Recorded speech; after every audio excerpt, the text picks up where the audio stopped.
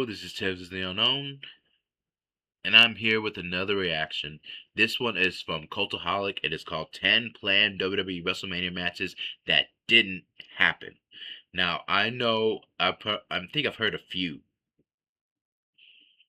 but I'm pretty sure there's some on there, obviously, that I haven't heard. So, I want to check this out. I wanted to do more wrestling content because this is what the channel was made to be.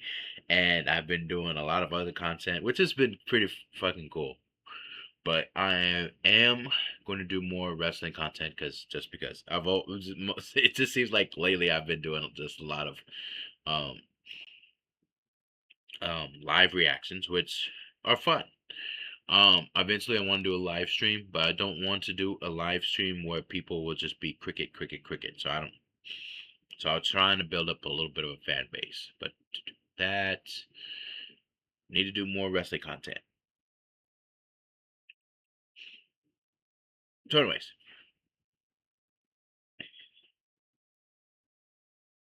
let's just jump right into this because my mind has been everywhere today. Yeah,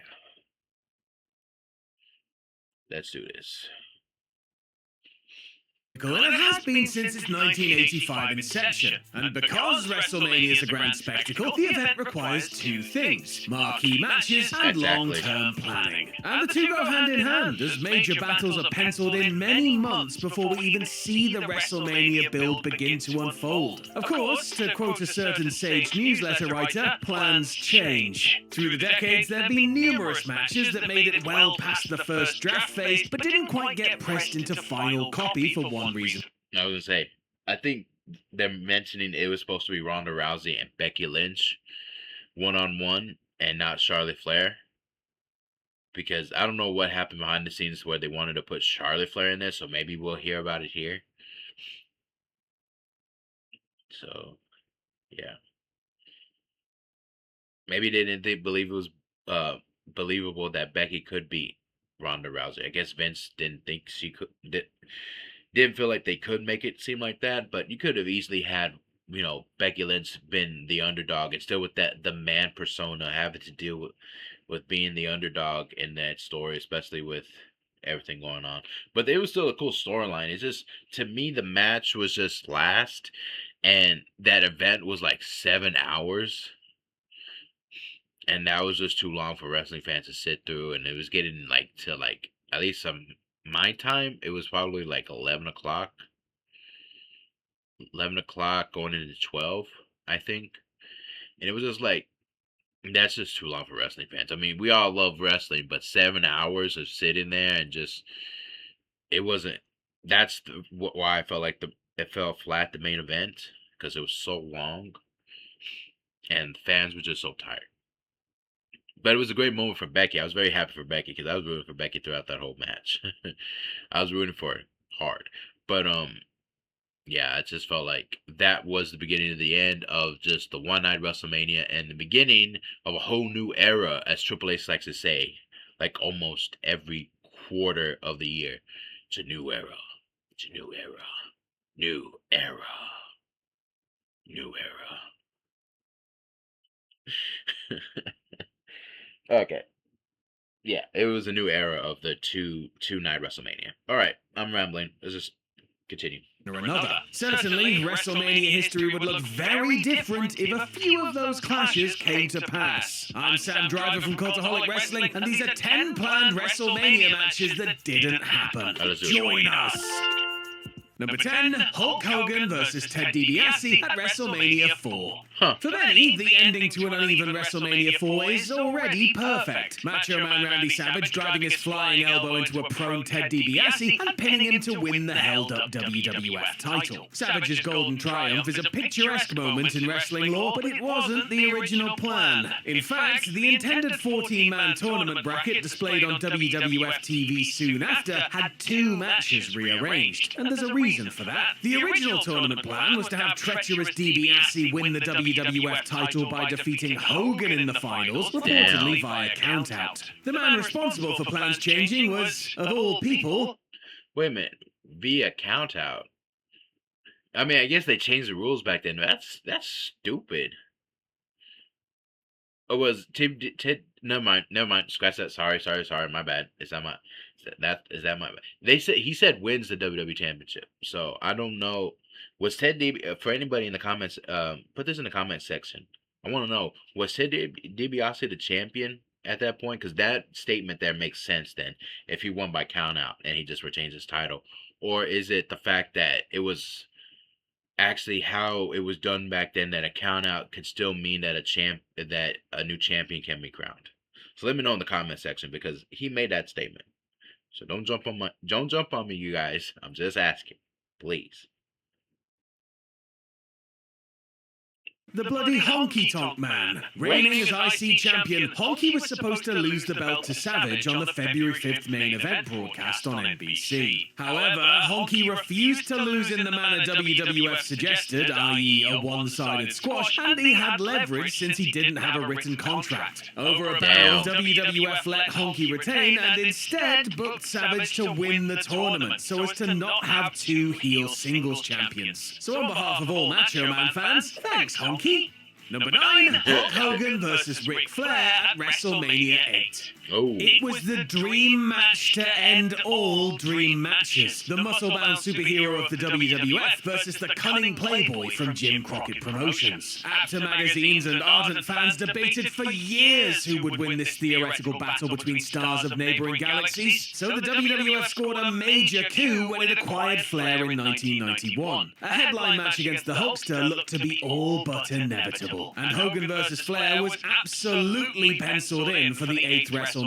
Flair won the vacant WWF title in the 92 Royal Rumble match, and Hogan was named top contender. But then, the WWF got cold feet for a number of reasons. One, house show bouts between Hogan and Flair brought in diminishing box office returns, and management felt that it was no longer suitable for filling the 60,000-seat Hoosier Dome. Then, there was the whole thing where Hogan's name was tarnished by the recent steroid scandal, so he was on the outs with the WWF anyway. Flair pivoted off to feuding with Savage, while Hogan was moved into a quasi-farewell match against Sid Justice. Number 8, Bret Hart versus Shawn Michaels at WrestleMania 13. What? 1 year earlier, Michaels defeated Hart in overtime of a 60-minute Iron Man match at WrestleMania 12, culminating what was dubbed the Boyhood Dream. Yeah. HBK won the WWF title in dramatic fashion from his fellow babyface star, commencing an extended period away from wrestling for the Hitman. During Bret's sabbatical, a loose plan came together for the follow-up Mania, Hart winning the title back, eventually leading to a rubber match down the line where Shawn would go over. As 1996 flipped to 1997, issues between Michaels and Hart became more pronounced. Once on friendlier terms, Michaels had taken umbrage with Bret's new contract, as well as working comments Bret made about him in different media forums, which is generally feeling the pressure that a champion might feel during a long business slump. So Michaels told McMahon that he refused to put Bret over at WrestleMania. The plans were for Shawn to drop the belt before Mania, then put Bret over in a non-title encounter, which he apparently agreed to, until that whole knee injury lost smile thingy happened. With Shawn sidelined, Bret was issued Stone Cold in a submission match that changed wrestling forever. Yep.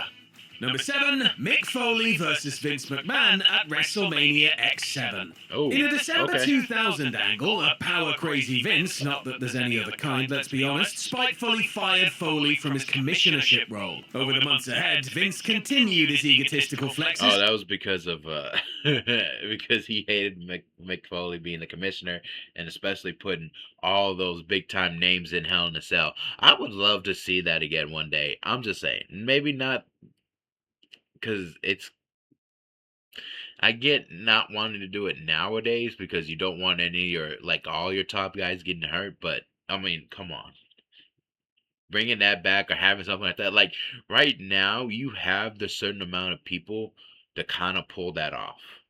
With, if I'm thinking, you got Drew, you got Jacob, you got Cody, you got Sammy, you got Randy Orton. And who else? Who else could I put in there? I'm trying to figure out who else can I put in there. That's maybe you could put in Trick Williams. Yeah, I'm gonna put Trick Williams in there. You put them in there, and just have where it's all the like all the stories at a boiling point. Everyone hates one another, and you can really sell that shit. And I just think that would be really fucking cool to have. Okay, so we go. Drew McIntyre, Cody Rhodes, Jacob Fatu, Trick Williams, Sami Zayn, Randy Orton, and you just have them all go balls out crazy. And I think you could pull it off, but maybe there was some difficulties because there was just so many people, and the camera was like, well, they have different camera people. I'm just saying, I like we haven't seen that again for years, but that would be fucking crazy to do. Bad Blood would be a great pay per view to do it too. I'm just spitballing. All right. From demanding a divorce from Linda, having her committed to a sanitarium, and mistreating his new mistress Trish Stratus. Arriving to put a stop to Vince's reign of terror was son Shane, years before his body became 78% sweat glands. While father and son went on to have a fun, overbooked classic on the most celebrated Mania ever, Shane was merely the second choice. The original plan was for Foley to stand across the ring from Vince, torturing his now ex-employer for all of his misdeeds. The match was penciled in, but Foley ended up having second thoughts about participating. Having been retired by Triple H the prior year, Foley didn't want to renege on the stipulation, despite doing so once for participation in WrestleMania 2000's main event. Foley later admitted that had he known he'd return a bunch of times later on, he'd have done the match. Instead, he simply refereed it. Number 6, Steve Austin versus Hollywood Hogan at WrestleMania This is the one I've really heard of. X8. In a similar vein to Hogan vs. Flair, Hogan vs. Austin was a different sort of dream match. Hulk had been the WWF's ace during its golden age, while Stone Cold led the Attitude Blitz. The two captains of the WWF's defining era squaring off would have been a hot ticket for sure, even if Hogan... Here's the thing with me.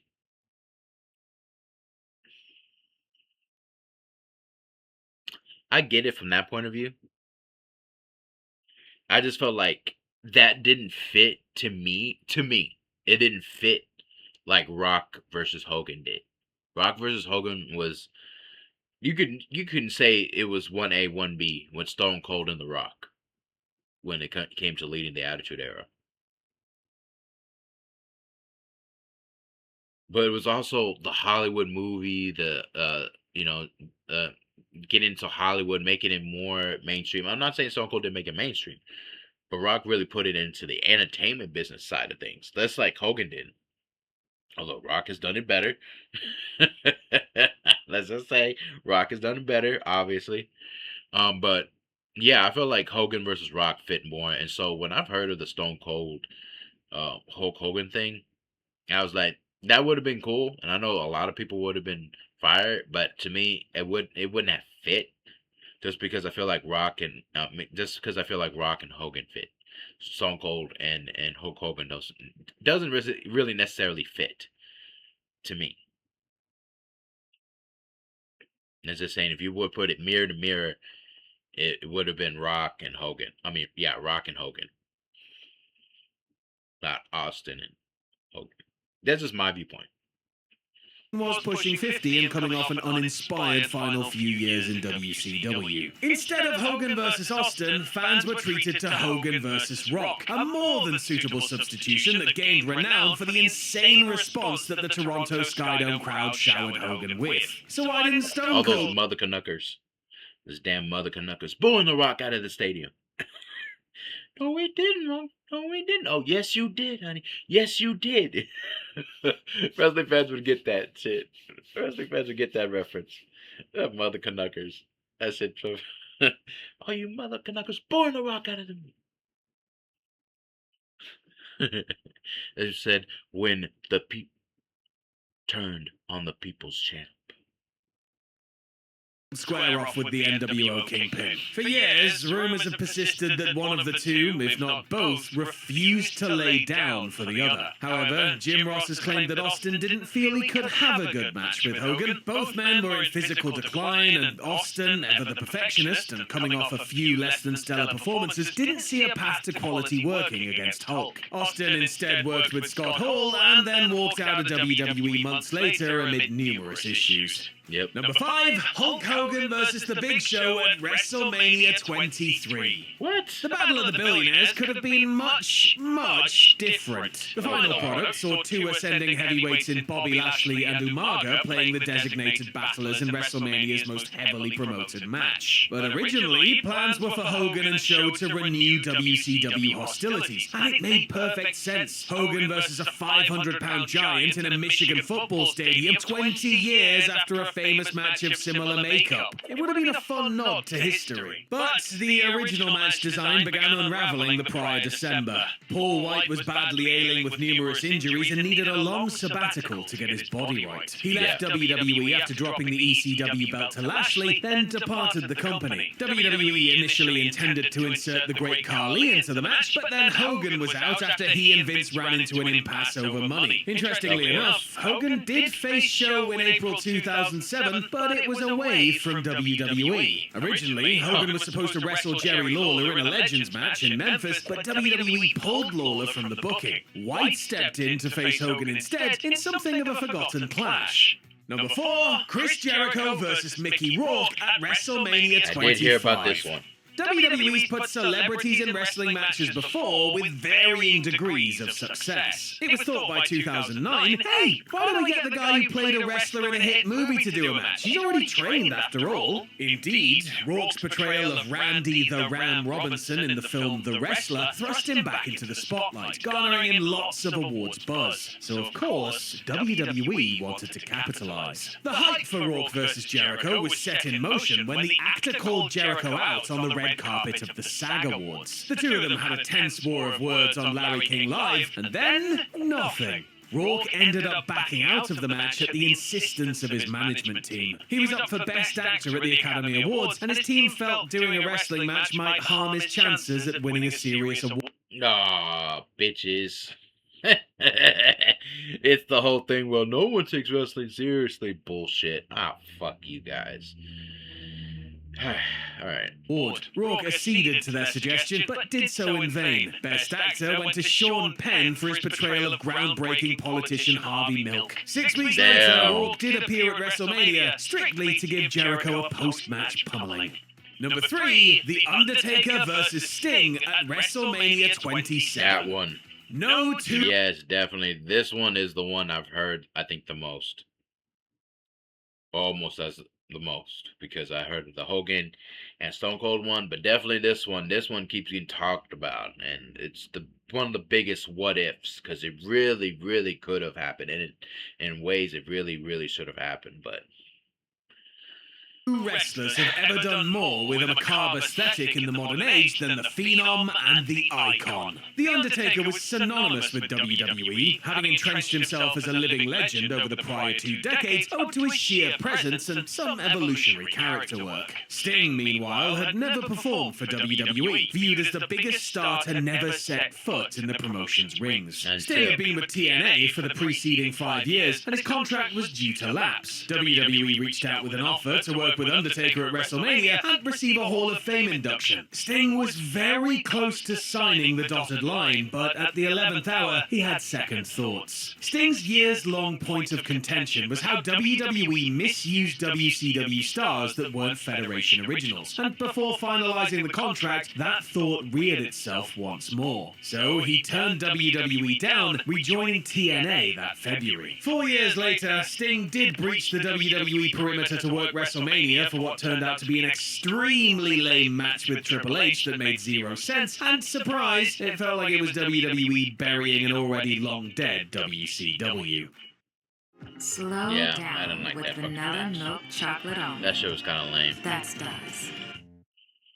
Number 2, The Rock versus Brock Lesnar at WrestleMania 30. Now, Rock and... Wait, I don't think I've heard about this one. The Rock and Brock at WrestleMania. No, wait.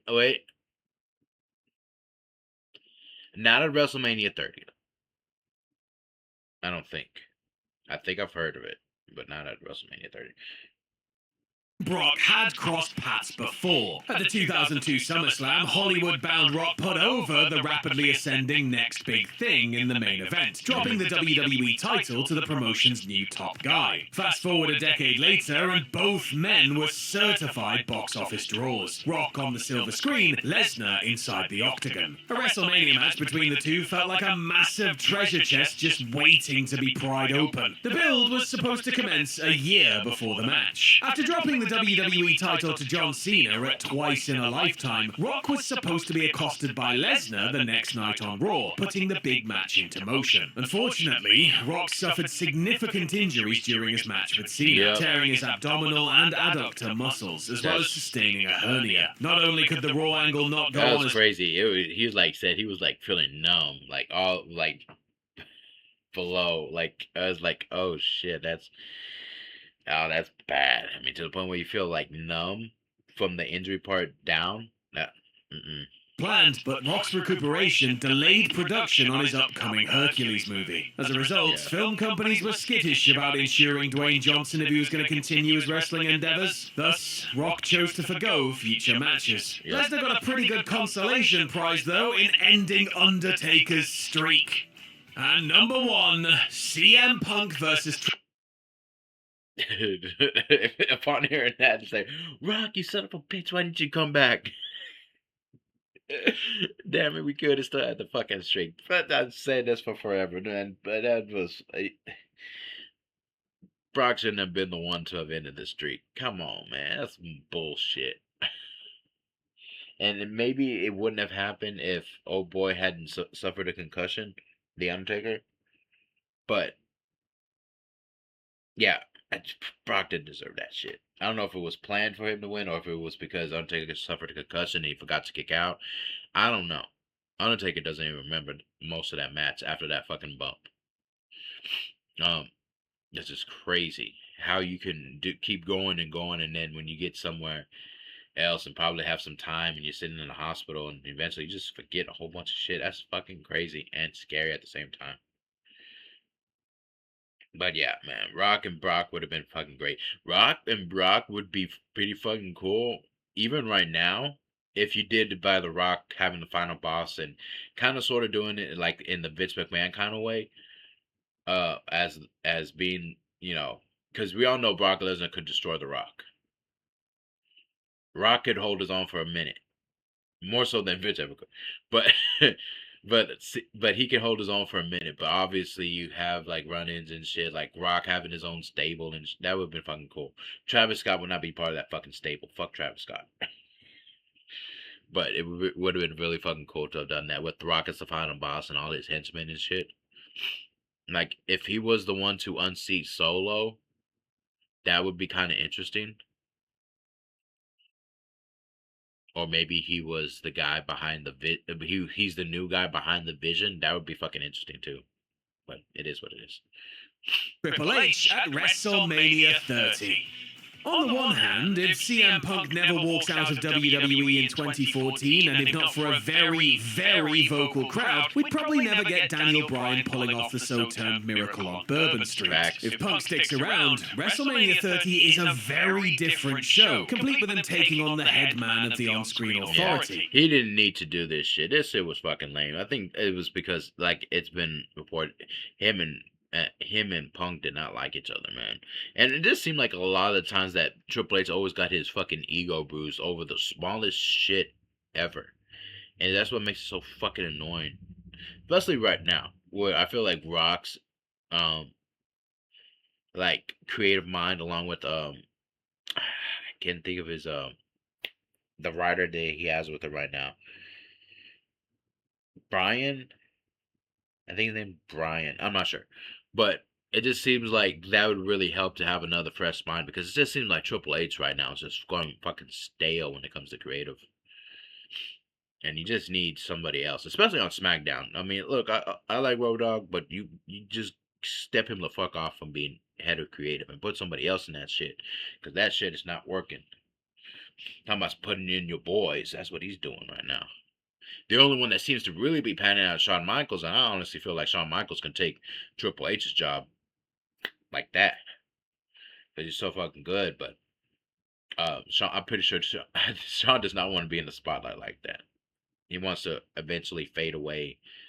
Eventually, but he's kind of enjoying himself in NXT, and I love NXT. I think more times than not, NXT is the best show when it comes to all three shows with Raw and SmackDown. So Reportedly, Punk would have gone over, righting an egregious wrong from 2011. But Punk was in no place to care about getting a win back. A life-threatening staph infection that had yet to be diagnosed, and general lousy morale brought tensions to a head the day. I will say this about that whole thing: if Punk was the main event guy, and I remember his what he talked about back in the day, I think if Punk was the main event guy, and if he was treated well, I don't think that obviously he wouldn't have walked out. But for him citing that it was because of health, I think that it was only part of it. I think mostly it was because he felt like they're not making me feel like I'm a main event guy, and I deserve to be a main event guy. And I think honestly, Punk, it would have got really seriously more dangerously close to him dying before he actually did something about his health. Because if he was the main event guy, that's what would have happened. But since he wasn't treated in such a way, I think that's I think that's why it became mostly because he wasn't treated in such a way more so than it was really about his health. His health was like, well, let me go get that checked out since I'm done with this shit. But yeah, man, I'm so glad he's back though. After the ill-received Royal Rumble, Punk met with Triple H and Vince earlier in the afternoon, We all know expressed the his story. complete dissatisfaction with everything, and subsequently walked out. Punk claims that when Triple H tried to sell him on their WrestleMania match, Punk responded, "With all due respect, I do not need to wrestle you. You need to wrestle me. I do not want to wrestle you." Fast forward a decade, and now the two are the bestest of friends. That is true. That is true. It is what happens when years later you just be like, man, I was kind of crazy where we were back then. You think about all that shit back then. You think it's so fucking petty. But it was also people will say that's a lot of time missed. But at the same time, that's a lot of stuff that happens in life that you just I wouldn't say it was a waste because eventually you had to get to that point in your life where you're like, okay, well, I see things differently now. So it was all about learning and life lessons and shit. So I don't really see like it was a missed point, like personally, even professionally, because I felt like they both needed to understand where they were and how they were then and to where they are now. So it worked out for everybody. But there is one match they did not mention, and I'm a little miffed about. And that was the supposed rumors of the Shawn Michaels versus Eddie Guerrero match. That's the only thing that they did not mention. I think it was a rumor that I heard about how Eddie was going to beat Batista during the little stuff that him and Batista were going through before he passed away. And then it was supposed to be Shawn Michaels versus Eddie. I don't know. I don't know if Shawn Michaels was supposed to win. He probably would have to win the Elimination Chamber because I can't see him winning the Rumble at that point. But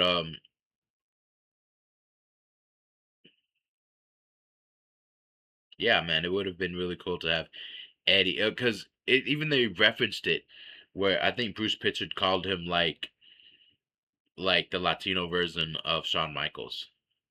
So it would have been really cool to see Eddie versus Shawn Michaels. That would have been a hell of a main event. A hell of a main event. But sadly, Eddie passed away, and so yeah. I swear to God, every time I think about Eddie, man, I'll start tearing up, man. For all the things he's done and to accomplish and overcome so much, to getting that close to touching gold again, and then not get into. And I just think right now Eddie would be fucking thriving. Right now, Eddie would be really fucking thriving right now. I think he would have. Honestly, I felt like he kind of would have retired. Like, if he was still alive, he would have retired like maybe 4 or 5 years ago, maybe. But I think he would have had a strong hold on screen TV. Like, I think he would have been a hell of a manager, especially for Dominic Mysterio. Could you imagine? Shit.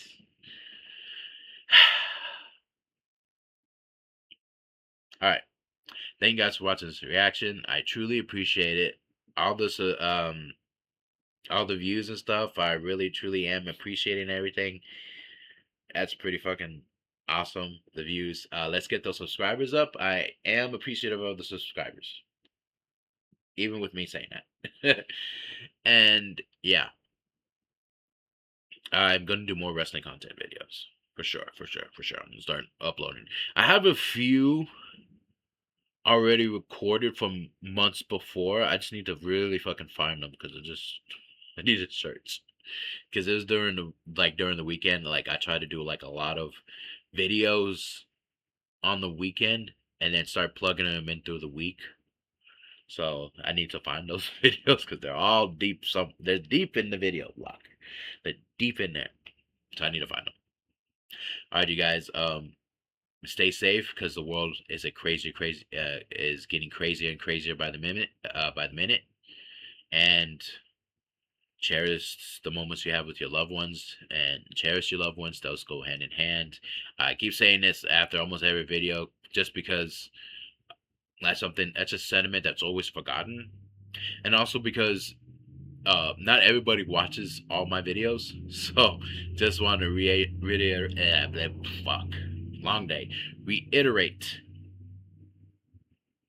that sentiment.